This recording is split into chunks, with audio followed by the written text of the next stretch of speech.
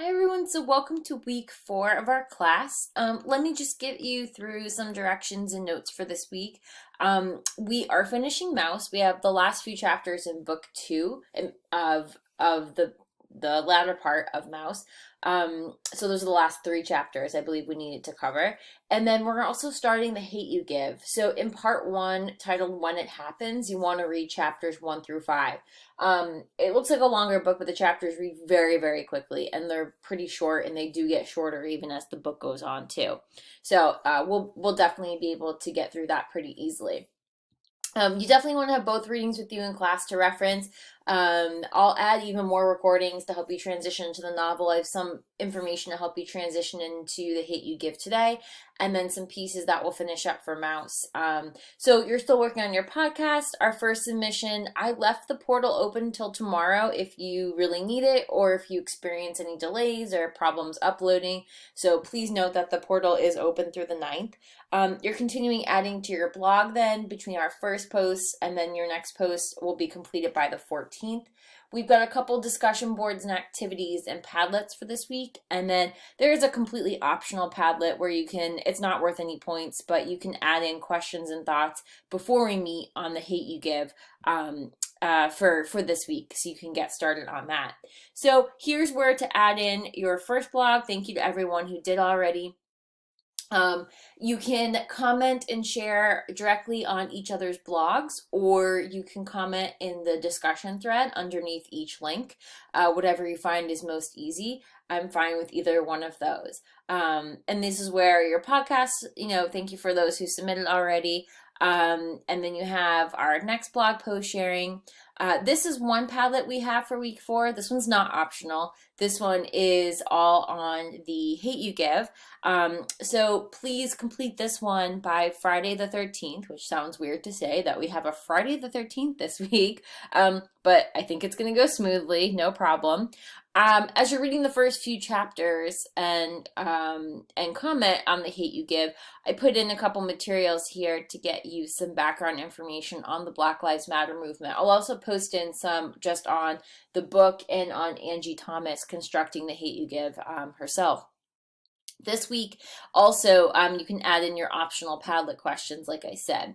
I have one activity up here on the Hate You Give, which I think is really interesting because music plays such a big role in this book and also just in social justice and our culture and society to begin with.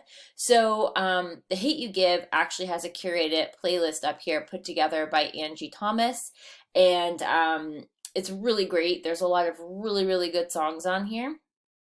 And this you can link up to your Spotify or you can listen to right in here.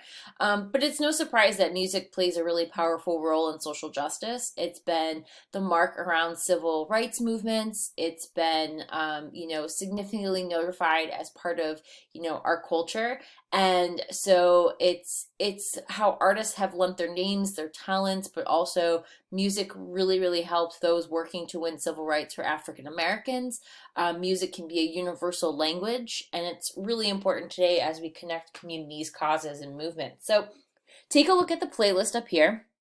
And then definitely share 2 or 3 songs you feel should be included on the social justice playlist.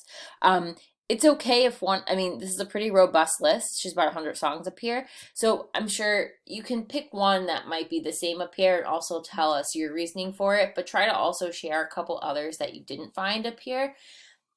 They can be from any genre, from any time period, any artist, but definitely tell us why you would include them in a social justice playlist.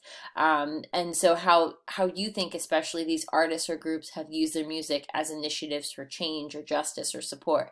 And like I said, they could be any type of genre, any type of music, so long as you think they would fit within the social justice context, I think would be really cool. This might be some inspiration for some of you on a future podcast episode if you want to break down a lyric, if you want to break down songs, if you want to go deeper into an artist who, has a great deal of social impact and significance, that might be really cool to also do. So you can keep that in mind maybe for a future episode. And then our last discussion up here is finishing Mouse for this week, and that has one final recording for you to go through the visual pieces for Mouse. The Black Lives Matter resources and readings I'm adding up here, I have tons more. I just don't want to overwhelm you.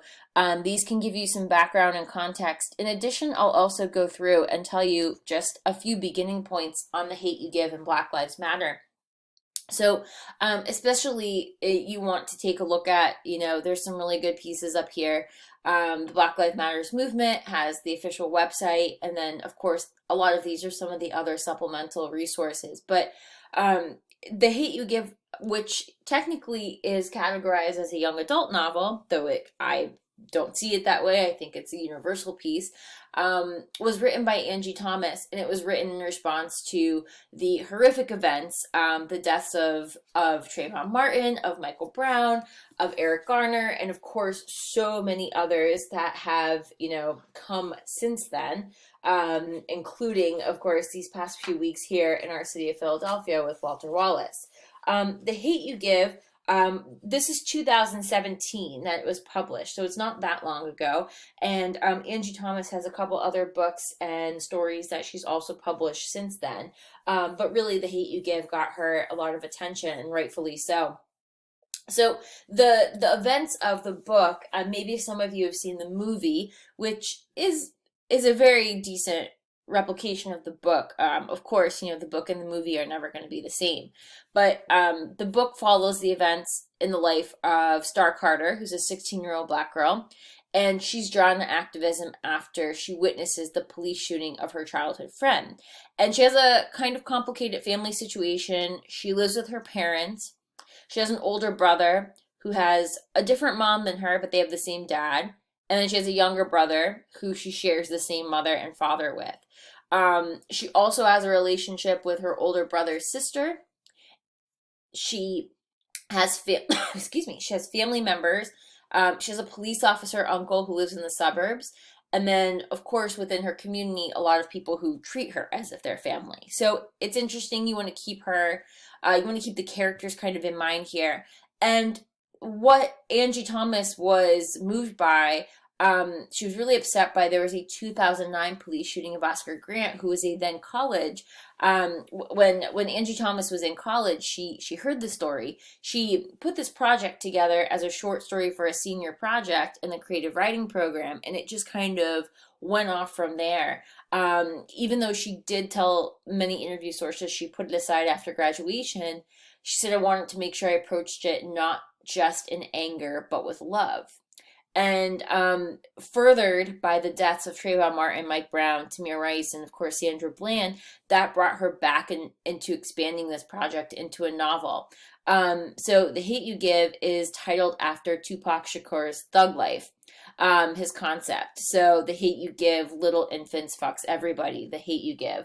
And that's kind of where everything sort of comes from. We're going to talk about the influence of Tupac for this book.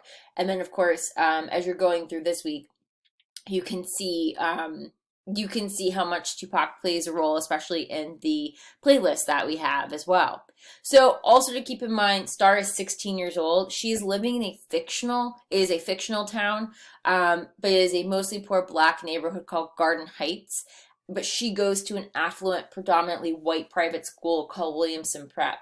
And it's after the police break up this party that Star is going to. Her best friend, her childhood best friend, Khalil, drives her home.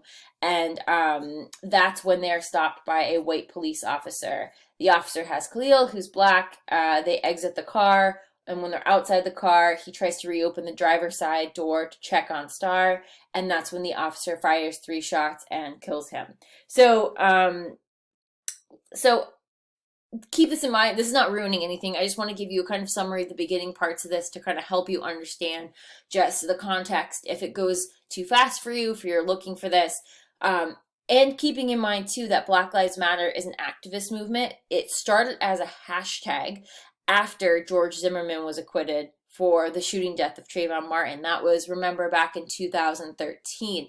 I know some of you will absolutely remember seeing these stories.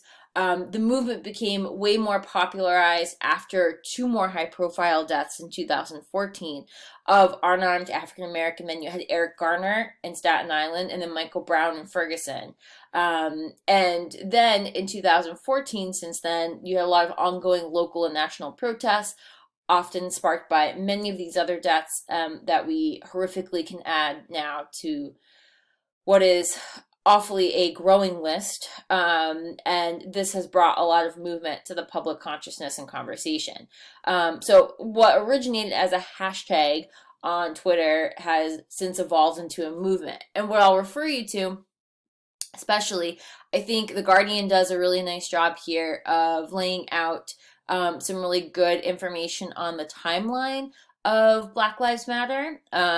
Patrice Cullors, who I've linked to some of the interviews with, is one of the founders of Black Lives Matter, and has some really great rhetoric and speech and parts that I think are important to keep in mind as we read and as we go through the pieces here too.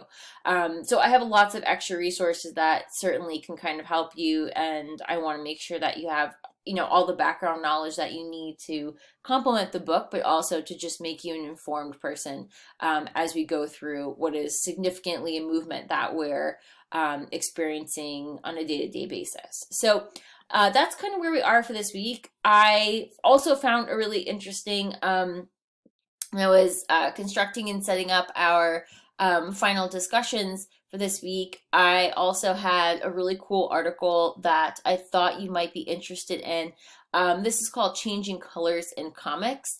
And Ariel Johnson, this is a local coffee and comic book shop in my neighborhood called Amalgam. And I'm down in sort of like the Kensington area of the city. And I thought this was really cool. It's not a very long listen, but it actually bridges the connections between going from Mouse to The Hate U Give, which unfortunately you're going to see a lot of the same themes.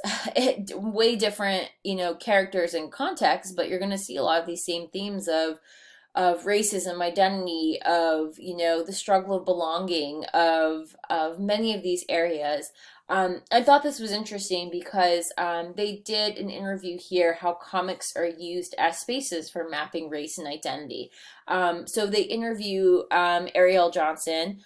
She is one of the first and only African American owned female owned comic book stores, especially in Philadelphia here, which is really quite amazing, and she has done a phenomenal space for the community. And also some others that have made names for themselves, see Spike Trotman as an online comics publisher, which is really cool. They also talked to some artists and designers as perspectives, as being Black creators from Marvel and DC. So I think this is a really cool, you can listen. Like I said, it's not very long. You don't even have to listen to the whole thing. But I thought it could definitely bridge the conversation that we're having between both of these texts. And I hope just inspire you to read some more, find some other genre areas that you're interested in. So I'll stop talking now. I hope that helps get you through the beginning parts of the week. And I'm really looking forward to our conversation and all the reading of your materials for this week. And I hope you had a wonderful weekend, and we'll kind of keep going from there.